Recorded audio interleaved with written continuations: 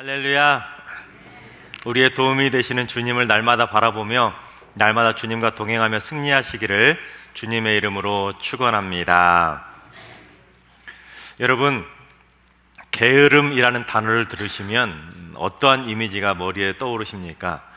긍정적인 이미지가 떠오르십니까? 아니면 부정적인 이미지가 떠오르십니까?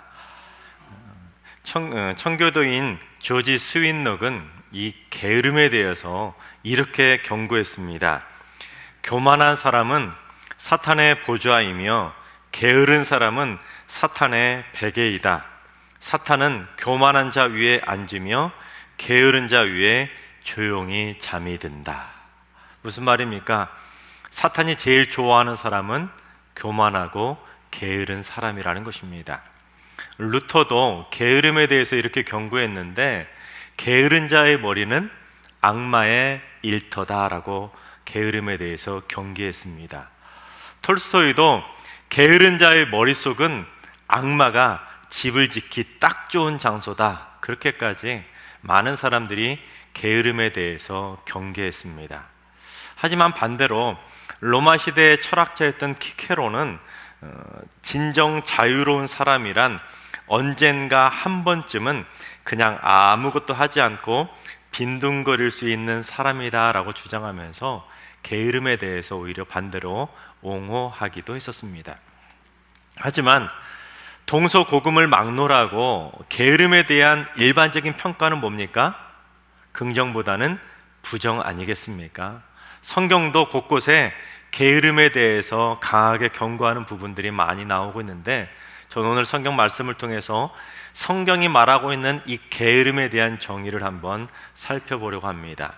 오늘 본문을 보면 게으른 사람들의 네 가지 모습이 기록되어 있는데, 첫 번째, 게으른 사람은 핑계나 변명으로 자기 자신의 행동을 합리화한다는 특징이 있습니다.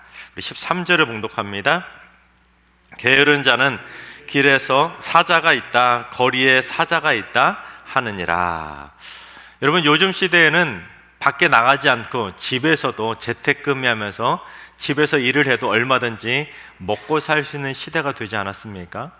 하지만 이 말씀이 기록될 당시만 해도 사람이 집 밖으로 나가서 일을 하지 않고는 절대로 먹고 살 수 없는 시대였습니다. 어떻게든 집을 나가서, 밖에 나가서 밭에서 일을 하면서 농사를 짓거나, 아니면 들판에 나가서 가축을 기르거나, 또는 길거리 시장에 나가서 무언가 장사를 하더라도 해야지, 그래야 먹고 살 수 있는 시대였습니다. 또한 이스라엘에는 사자라는 맹수가 살았습니다. 살긴 살았지만 사람들이 사는 마을까지 내려와서 길거리에서 활보할 정도로 사자가 많았던 것은 아닙니다. 그럼에도 불구하고 이 게으른 사람은 얼마나 밖에 나가서 일을 하기 싫으면, 밖에 뭐가 있다는 것입니까? 사자가 있어서 위험하니까 밖에 나가서 일을 하지 못하겠다고 일어나지도 않은 일을 걱정하면서 자신의 행동을 합리화하고 있었다라는 것입니다. 특히 13절을 보면 사자라는 단어가 두 번이 나오지 않습니까? 우리 성경은 동일하게 사자라고만 번역하고 있는데, 히브리어는 전혀 다른 두 단어가 사용되어졌습니다. 그래서 앞부분에 나오는 사자는 말 그대로 사자를 뜻하는 단어인 히브리어 샤할이라는 단어가 사용되었습니다. 하지만 뒷부분에 사용된 이 사자라고 번역된 단어는 잡아채서 뜯어먹다, 갈기갈기 찢다, 그런 의미를 가지고 있는 알이라는 단어에서 왔습니다. 그래서 이 알이라는 단어는 사자의 그런 사납고 난폭함을 표현할 때 먹잇감을 낚아채서 막 갈기갈기 찢어먹지 않습니까? 그러한 난폭한 사자, 포악한 사자를 사용할 때, 뜻할 때 알이라는 단어를 사용합니다. 그래서 이러한 의미를 담은 그런 표현이 잠언 22장에도 나오는데, 우리 잠언 22장 13절을 한번 봉독해 보겠습니다. 게으른 자는 말하기를 사자가 밖에 있은즉 내가 나가면 거리에서 찢기겠다 하느니라. 그렇습니다. 게으른 자들은 있지도 않은 사자가 있다고, 자기가 밖에 나가면 사자에게 잡혀서 몸이 갈기갈기 찢겨서 사자의 먹잇감이 될지 모르니까 위험해서 절대로 나가서 일을 하지 못하겠다는 것입니다. 그러니 게으른 자들은 일어날 가망도 없는 황당한 핑계거리를 대면서 자신의 행동을 합리화하고 있다는 것입니다. 그처럼 게으른 사람들이 보이는 일반적인 습성이 뭡니까? 핑계와 변명이라는 것입니다. 여러분, 게으른 사람이 처음부터 사자 때문에 밖에 나가지 못하겠다고 말하겠습니까? 아닐 것입니다. 처음에는 머리를 궁리하다가 지금 밖에 비 올 것 같으니까 밖에 나가서 일하면 안 된다고 자기 자신을 합리화하다가, 그 다음에는 무슨 뱀이 있어서 아니면 늑대가 있어서, 그러다가 점점 강도가 세져다가 결국에는 포악한 사자 때문에 못 나가겠다고 결국에는 그처럼 핑계거리가 확대되게 되는 것입니다. 한 번 핑계를 냈다가 그게 먹히면 그 다음에는 더 큰 핑계거리를 대고, 한 번 변명했는데 그게 통하게 되면 그 다음에는 더 황당한 변명거리를 지어내게 되는 것입니다. 그래서 사람이 게을러지면 핑계거리나 변명거리가 눈덩이처럼 불어날 수밖에 없는 것입니다. 이건 이래서 못하겠고 저건 저러서 못하겠고, 계속해서 꼬리에 꼬리를 무는 핑계와 변명이 계속 붙다 보니까 결국에는 이것도 못해 저것도 못해 하고 자기 자신의 행동을, 게으름을 합리화하게 된다는 것입니다. 여러분, 직장이나 주변에도 보면 그처럼 게으름을 핑계대는 사람들 있지 않습니까? 뭔가 좀 막 일을 하려고 하는데 이건 이래서 못하겠고요, 저건 저래서 못하겠고요, 여래저래 미꾸라지처럼 이렇게 핑계대면서 자신의 게으름을 합리화하는 그런 얌체 같은 사람들이 있지 않습니까? 하지만 교회 안에도 그런 사람들이 있습니다. 주를 위해서 열심을 내 충수하고 헌신해야 하건만, 봉사 좀 하자고, 헌신 좀 하자고 하면 이 핑계대고 저 핑계대면서 이리저리 이렇게 빠져나가고, 설령 봉사 자리에 와서도 입만 막 살아가지고 입으로만 봉사하는 그런 사람들이 교회 안에도 꼭 보면은 있더라는 것이죠. 하지만 그런 모습을 성경은 무엇으로 평가합니까? 게으름이라고 평가하는 것입니다. 두 번째, 게으른 자는 잠을 이기지 못하고 나태하게 됩니다. 14절을 봉독합니다. 문짝이 돌저기를 따라서 도는 것 같이 게으른 자는 침상에서 도느니라. 돌적이라고 참 사용하지 않는 생소한 단어로 번역이 되어 있는데, 돌적이가 뭡니까? 영어로 힌지, 즉 경첩입니다. 경첩. 그래서 문짝이 경첩에 매달려 있으면 어떻게 됩니까? 문이 열리거나 닫히거나 열리거나 닫히거나, 문짝이 부서질 때까지 이 문짝은 어떻게 합니까? 그 경첩에 매달려 가지고 평생을 열고 닫는 것 딱 두 가지밖에는 못하는 것입니다. 마찬가지로 게으른 자들은 침상에 딱 달라붙어 가지고 마치 문짝처럼 이리 뒤치덕 저리 뒤치덕, 이리 뒤치덕 저리 뒤치덕, 그런 식으로 계속해서 침상에서 내려오지 않고 이리저리 구르러가면서 그렇게 게으름을 피운다는 것입니다. 그야말로 잠에 빠져서 나태함의 극치를 보여주는 것입니다. 그래서 사람들은 흔히 게으름 딱 떠오르면 무슨 단어를 먼저 떠오르십니까? 잠이라는 단어를 떠올리지 않습니까? 그래서 잠을 적게 자면 부지런한 사람이라고, 잠을 많이 자면 저 사람 게으른 사람이라고 일반화시키지 않습니까? 그렇다면 여러분, 몇 시간을 자야 이 사람은 게으르다고, 이 사람은 부지런하다고 평가할 수 있는 기준이 되겠습니까? 정신과 의사인 다니엘 크립케라는 의사는 동료들과 함께 6개월 동안 무려 100만 명에 달하는 사람들의 수면 패턴을 연구하고는 사람들의 수면 시간하고 사람의 수명하고 상호 연관성이 있다는 것을 발견하게 됩니다. 그랬더니 사람이 평균 하루에 7시간에서 8시간 자는 사람들이 대체로 사망률이 가장 낮은 것을 발견하게 됩니다. 그런데 하루에 4시간 정도밖에 자지 않는 사람들의 사망률을 조사해 봤더니 무려 2배에서 2.5배까지 높아지더라는 것입니다. 자, 그렇다면 적게 자면 사망률이 높아지면 많이 자면 오래 사는 거 아니겠습니까? 그럴까요? 그게 아니더라는 것입니다. 오히려 많이 자서 10시간 이상 많이 자는 사람도 사망률이 1.5배나 높아지더라는 것입니다. 그렇습니다. 사람들이 적게 자는 것도 몸에 해로운 것이지만 사람들이 너무 많이 자는 것도 분명 몸에는 해롭다는 것입니다. 그처럼 늦잠 자는 게으름은 사람들에게 별로 유익하지 못하고 몸에 해롭다는 것이 과학적으로도 분명히 입증되고 있다는 것입니다. 그래서 잠언에서도 그처럼 잠에 취한 게으름뱅이에 대해서 여러 번 경고하는데, 우리 잠언 6장 9절을 봉독해 보겠습니다. 게으른 자여, 내가 어느 때까지 누워 있겠느냐? 내가 어느 때에 잠이 깨어 일어나겠느냐? 그렇습니다. 해가 중차례까지 떠 있는데 언제까지 침상에 누워서 이리 들고 저리 굴르고 그러고만 있을 거냐고 잠에 취한 게으른 자들에 대해서 경고하고 있는 것입니다. 또한 잠언 19장 15절도 봉독해 보겠습니다. 게으름이 사람으로 깊이 잠들게 하나니 태만한 사람은 줄일 것이니라. 게으름을 잠으로도 주로 연관시키는데 게으름을 주로 배고픔이나 빈곤으로도 연결시킬 때가 있다는 것입니다. 왜냐하면 게으름은 사람들을 잠에 깊이 잠들게 하기 때문에 결국에는 나태해져서 게을러져서 결국에는 배를 줄일 수밖에 없게 된다는 것입니다. 여러분, 우리나라 속담 가운데 이런 속담이 있습니다. 나간 사람 몫은 있어도 자는 사람 몫은 없다.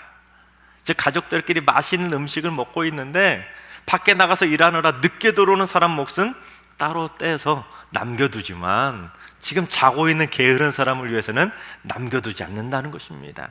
우리 속담에서도 게으른 사람은 줄일 수밖에 없다는 것을 경고하고 있는 것입니다. 하지만 잠이라는 것이 어때요? 꿀처럼 달콤하다 보니까 한번 맛을 들이게 되면 잠이 왜 이렇게 달콤한지, 잠에 빠져가지고 자꾸만 눕고 싶고, 누우면 자고 싶고, 잠들면 일어나기 싫고, 그게 잠 아니겠습니까? 그래서 잠에 계속 빠지게 되면 결국에는 만사가 귀찮아질 수밖에 없는 것입니다. 하나님께서 사랑하신 여러분, 잠의 나태함을 이길 수 있길 바랍니다. 잠에 지는 게으른 자가 되지 마시고 잠을 이기는 부지런한 자들이 다 되시기를 주님의 이름으로 축원합니다. 세 번째는 결국 그래서 게으른 자들은 만사가 귀찮아져서 생각을 실천하지 않는 지경까지 이르게 된다는 것입니다. 우리 15절 봉독합니다.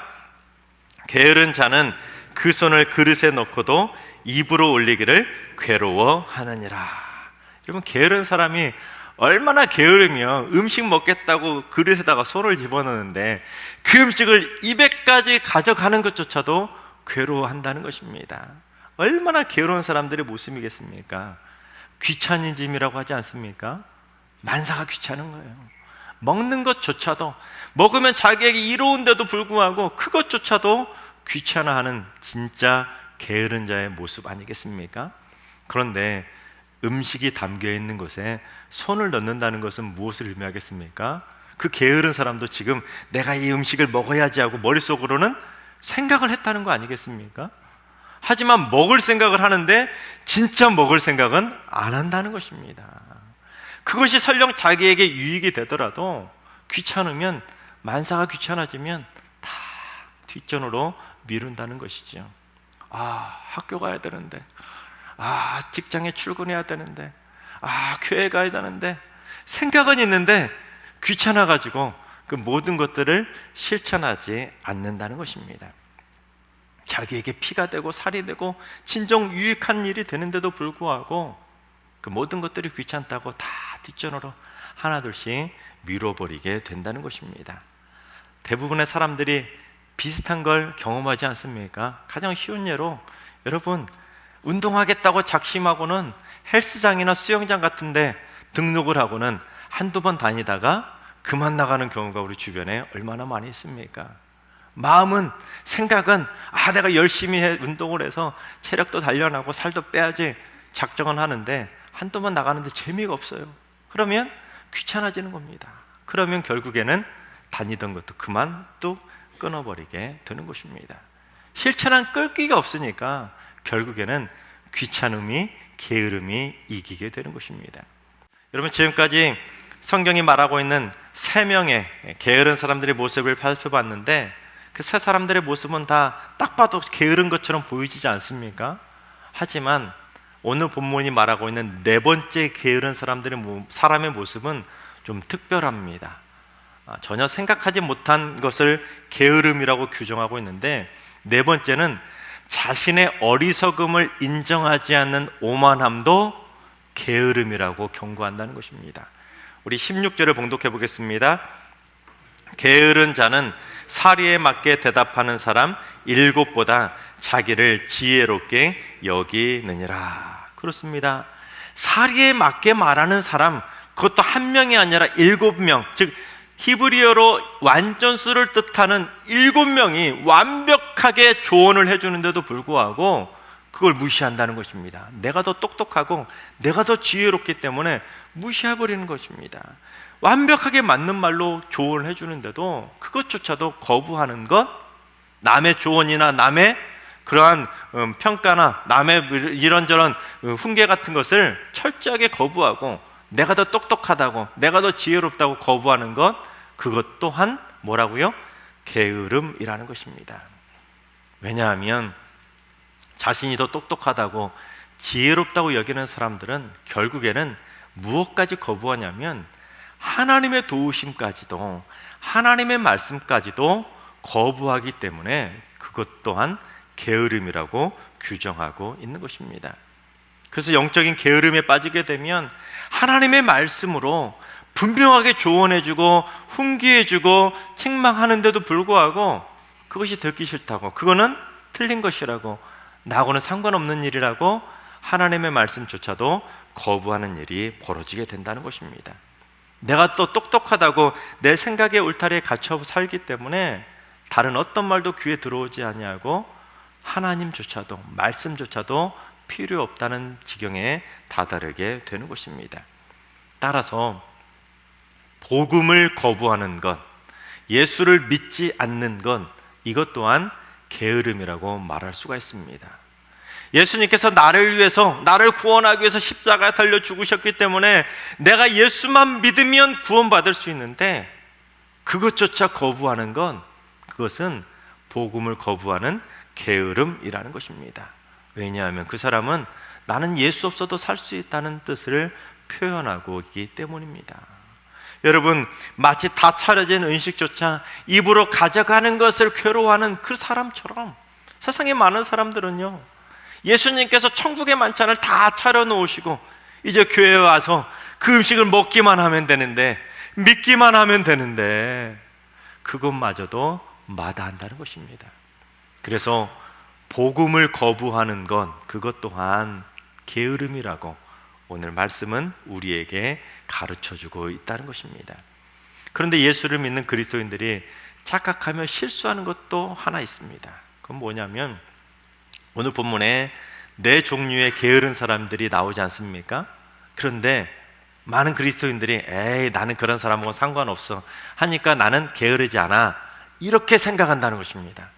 이것 또한 영적인 게으름일 수 있다는 것입니다. 나는 핑계대면서 일을 미루지도 않고 잠에 취해서 침상에서 일어나지 않고 이리저리 구르고 그러지 않고 일을 하는 것을 귀찮아하지도 않고 내가 잘났다고 나만 똑똑하다고 생각하지 않으니까 나는 게으르지 않아, 그렇게 자기를 합리화하는 것도 게으름이라는 것입니다. 여러분, 그런 모든 기준들은 세상적인 게으름을 평가하는 가치 기준이지 영적인 가치 기준으로 평가할 수는 없다는 것입니다. 즉, 그리스도인들은 하나님의 자녀로서 마땅히 해야 할 일을 하지 않는 건, 그것이 진정한 영적 게으름이라는 것입니다.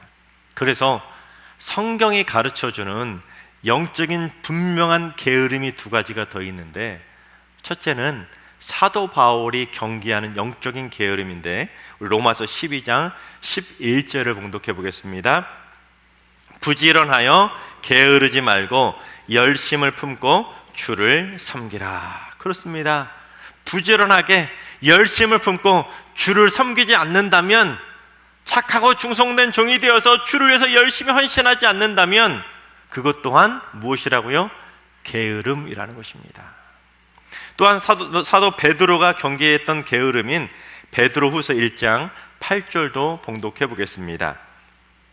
이런 것이 너희에게 있어 흡족한즉 너희로 우리 주 예수 그리스도를 알기에 게으르지 않고 열매 없는 자가 되지 않게 하려니와. 그렇습니다.